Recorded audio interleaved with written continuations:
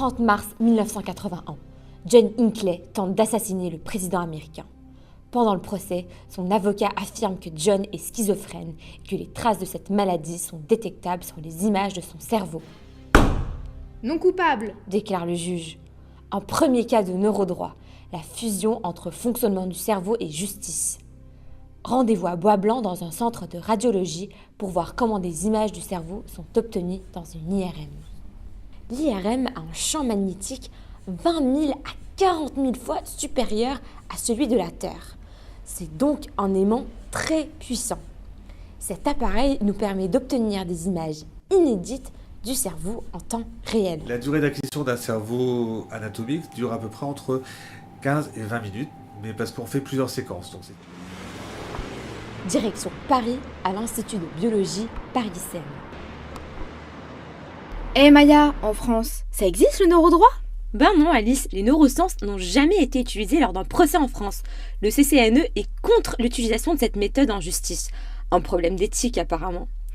Hervé Schneves, président du comité d'éthique de l'Institut national de la santé et de la recherche médicale, nous explique tout.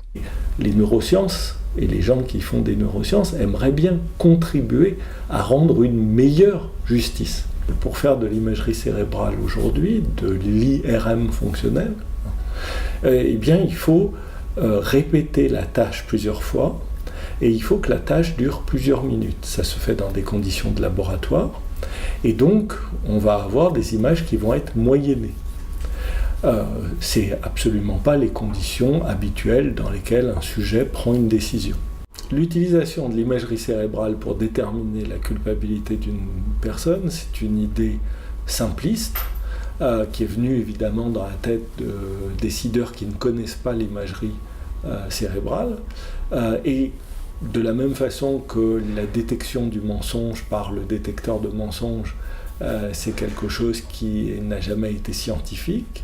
La détection d'une culpabilité par l'imagerie cérébrale, ça n'a rien de scientifique. On considère que mentir, c'est mal. À partir de là, une personne qui ment doit se sentir coupable.